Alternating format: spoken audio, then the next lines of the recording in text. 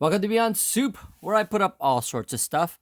Today we have another car audio product. This is a Pioneer CD-630 electronic crossover network. Um, I think I've explained to you guys before on a couple of other products how crossovers work. Crossovers are basically a way to block unwanted frequencies to go into specific speakers. Now, you can either do it electronically or you can do it on a passive way where you have to create a crossover network via coils and caps. But this does it electronically, so it's really helpful to have something like this if you're trying to block unwanted frequencies to specific speakers. So it depends on how you have your system set up in a car. I'm only going to be able to show you a few things in terms of how to set it up because, again, it really depends on your system configuration. Now, this is what you call a half DIN unit. DIN being a European standard of being 7-inch and 3-inch, and this is a half DIN, so it's a 7-inch and then a 1-inch tall unit. So regular DIN is 7-inch by 2-inch, and this one is a half DIN 7-inch by 1-inch. Anyway, just wanted to provide you with a quick demo on this unit. This is, again, one of those units that you could connect to or connect or put in with your head unit if you have enough space or opening. It's great when you've got like a GM where it's a DIN and a half opening, and so you can put a head unit up here. Head unit meaning either a CD player or a cassette player, and then you've got this right on the bottom. So if you got control of your crossover, so you don't have to start reaching for or going to the back. If you've got some crossover in the back or under your seat, this is going to be accessible right in front of you in your dash. Anyway, just wanted to again show you how this unit is functioning. I've got it connected to a 12-volt power supply, and so I can turn it on then, and just basically one output that I'm using. So in the back, if you look here, I've got it connected. This is the input side, and then this is your 3 different ways you can connect it. This is what you can see here. You've got your input, then you've got your lows, mids, and highs. Again, you could configure this a certain way, and you'll see it up here. You've got a 3-way network where you've got woofer, mid-range, and tweeter. You've got sub, mid-range or mid-woofer, and a tweeter, and then a 2-way, which you've got full range and a tweeter, and then woofer, tweeter, and then subwoofer, and a full range output. Now, again, I'll probably just do a quick demo that each input is working properly, and that the controls over here is working nicely as well. Again, this is going to be dependent on how you set up your system, so you know what you need in order to connect the RCA outputs in the back. So anyway, let's go turn this on right now. Again, I've got it already hooked up. Oop, upside down. All right, there you go. Got it hooked up now, and then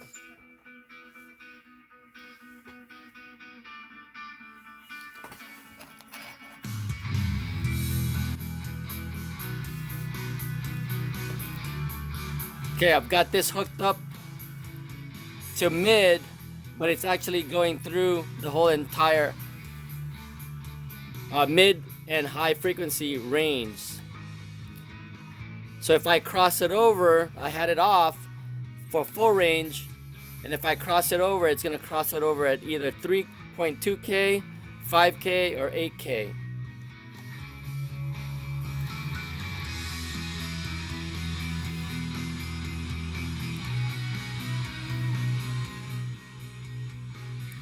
You've also got a gain output here from -9 to +9.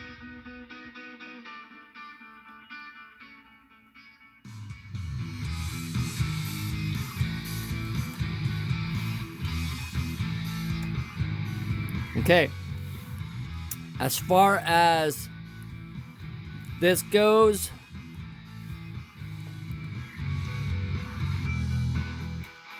okay, this is this a gain knob, or not a gain knob.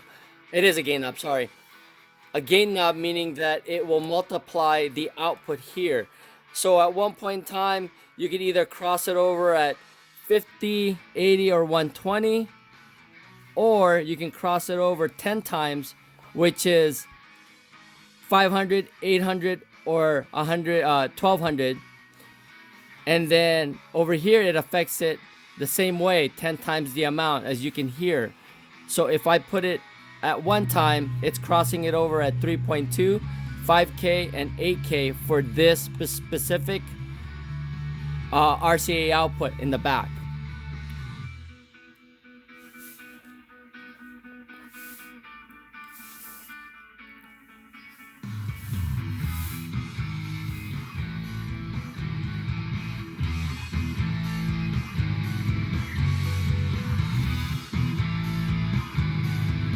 Okay, so again, this is at 3.2, 5K, and 8K right now. If I change this to 10 times, now it's gonna cross this over at 6.4, 10K, or 16K. So 10K,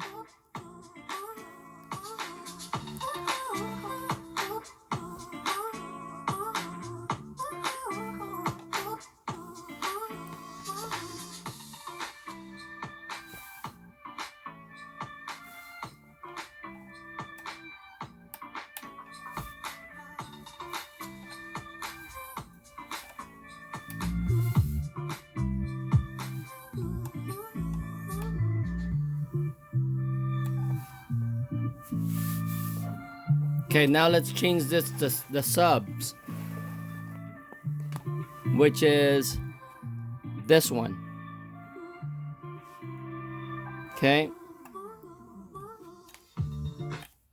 and we're only gonna affect the lower frequency here. My speakers aren't gonna produce specific lows because the crossover is too low. Hopefully you can hear a little bit of this sound. Turn this up.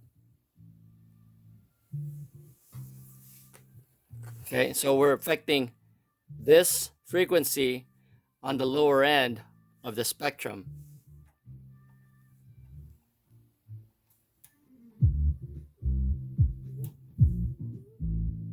Okay, so right now it's getting crossed over at 120, 80, and 50, and you'll notice that on 50 you can barely hear it. All right, or I can turn it off. Now if I change this to 10 times, it's now gonna cross it over at 240, 160, 50, or off.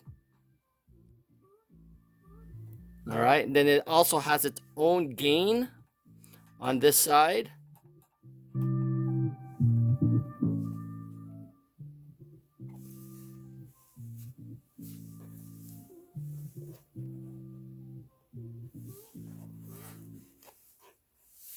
All right, let's go one more song. And now we'll change it to highs.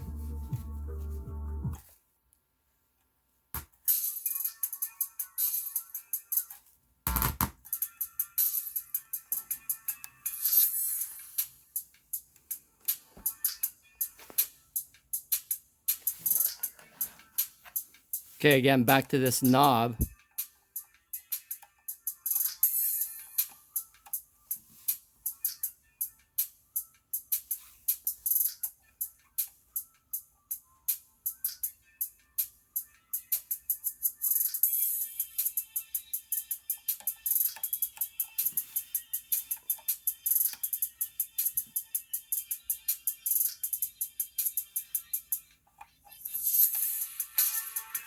Okay.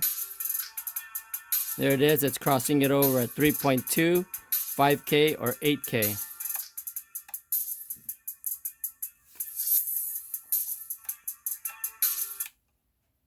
Or turn it off. Okay. Anyway, that's really what I wanted to make sure you know how this unit is functioning. At the same time, a little bit of how a crossover network works. This is done electronically versus passively. And so they call this either an active or electronic crossover, and then you've got your passive, which is right on the speaker. So again, crossovers are a way to send specific frequencies to specific speakers that you want, whether it's tweeter or mids or lows. And then it also helps the speakers work more efficiently at the range that they were intended to play. Anyway, hopefully that helps you guys out. Again, that was a quick demo of the Pioneer CD-630 electronic crossover. I hope if you liked that video, please give it a thumbs up and possibly join the channel. That's Beyond Soup, where I put up all sorts of stuff. Thanks for watching, and I'll see you guys on the next video. One more thing, I forgot to tell you guys about some of the specs on this thing. So let me go over that really quick. The specs on this, it's got a plus and minus gain control on the lows, plus or minus 15 on the lows, plus or minus 9 on the mids, and then plus or minus 9 on the highs. Frequency response is 10 to 30 kilohertz with a distortion or total harmonic distortion of 0.05%. Signal to noise ratio at 101 dB. And the crossover points again is on the lows 50, 80, 120, mids at 500, 800, and 1200, and then mid highs from 3.2, 5, and 8 kilohertz. All right, thanks again. And there it is for the Pioneer CD-630.